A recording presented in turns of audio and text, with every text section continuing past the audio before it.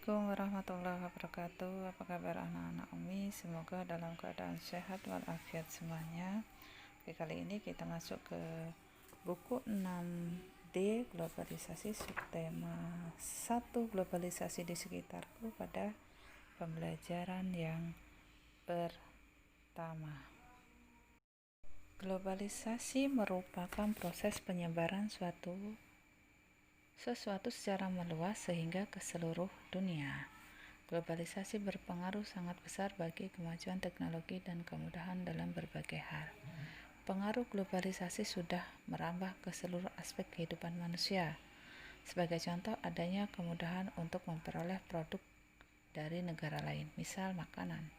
Selain di bidang pangan, masih banyak pengaruh globalisasi di bidang lainnya seperti ekonomi, budaya, transportasi, informasi, dan komunikasi. Dan berikut ini kita lanjutkan mengenai tentang berbagai bentuk kerjasama di bidang sosial budaya dalam ruang lingkup ASEAN atau keanggotaan ASEAN. Globalisasi mungkin beragam produk, misal memungkinkan beragam produk, misalnya makanan dari negara lain dapat kita jumpai di Indonesia. Contoh yang sering kita jumpai itu KFC, McDonald, burger dan lain sebagainya. Nah, itu baru dalam bentuk makanan. Sedangkan transportasi masih banyak lagi, mobil-mobil dari Mitsubishi, ya, terus Toyota, Daihatsu, itu juga berasal dari luar negeri. Belum lagi HP yang kita pergunakan juga. Globalisasi juga menjadi pendorong Indonesia untuk menjalin kerjasama dengan negara-negara anggota ASEAN. Bentuk kerjasama yang terjalin yaitu kerjasama dalam bidang ekonomi, politik, dan keamanan, serta sosial budaya. Berikut contoh kerjasama antara anggota ASEAN dalam bidang sosial budaya.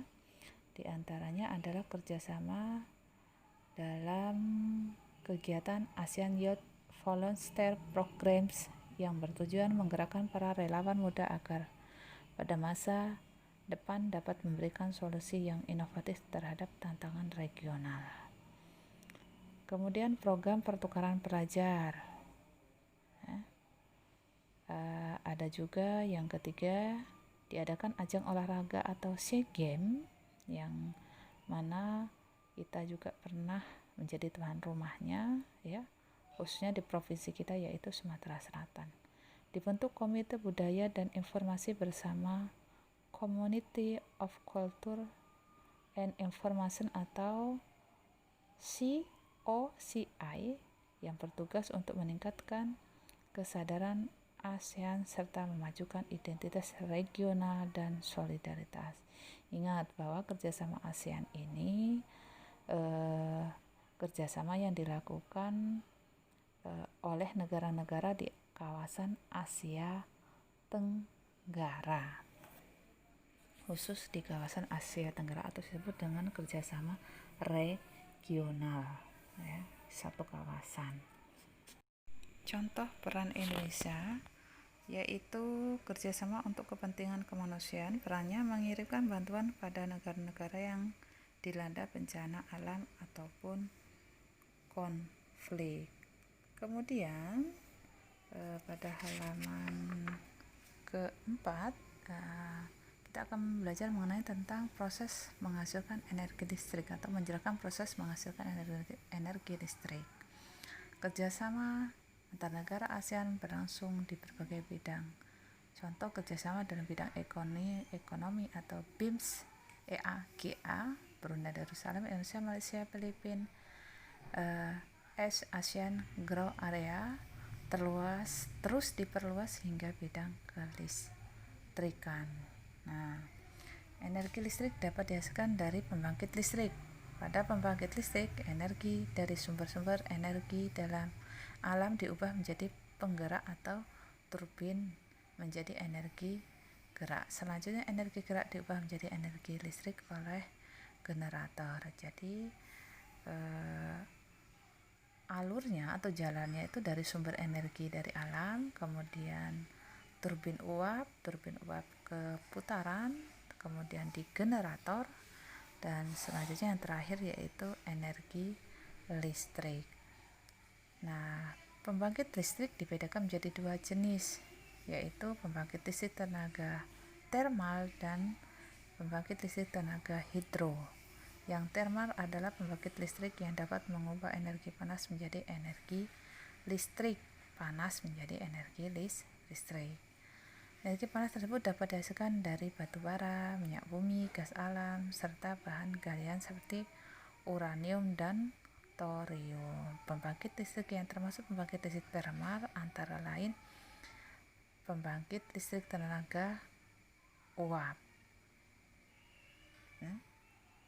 atau PLTU, kemudian pembangkit listrik tenaga diesel atau disingkat PLTD, dan pembangkit listrik tenaga gas PLTG, serta pembangkit listrik tenaga panas bumi PLTPB, dan pembangkit listrik tenaga nuklir atau PLTN.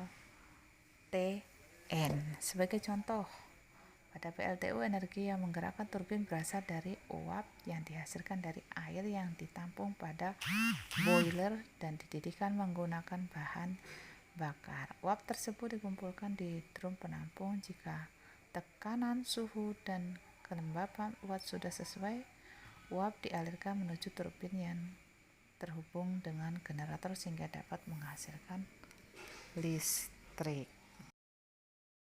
Pembangkit listrik tenaga hidro.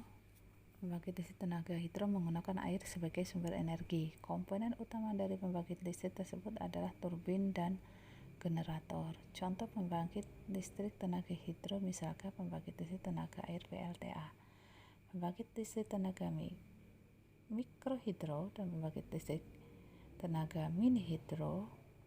Perbedaan antara pembangkit listrik tenaga air atau PLTK dan dengan mikrohidro atau mini hidro terletak pada besarnya debit air yang dimanfaatkan, dan tenaga hidro mini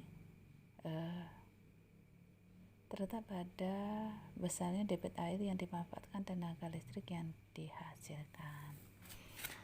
Nah, perhatikan gambar proses pembangkit listrik tenaga air berikut ini.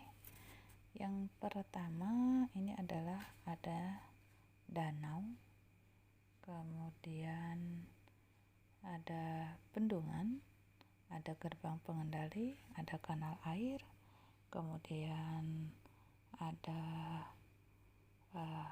rumah pembangkit, ada transformator, generator, dan turbin, ya, turbin. Kemudian setelah digerakkan jadilah aliran listrik yang kemudian dialirkan melalui jaringan listrik dan kemudian disalurkan ke rumah-rumah sampailah ke rumah kita atau menjadi lampu listrik. Demikian penjelasan dari Umi hari ini. Untuk tugasnya halaman 6 bagian A, B, C, dan D, dan Umi akhiri. Wassalamualaikum warahmatullahi wabarakatuh.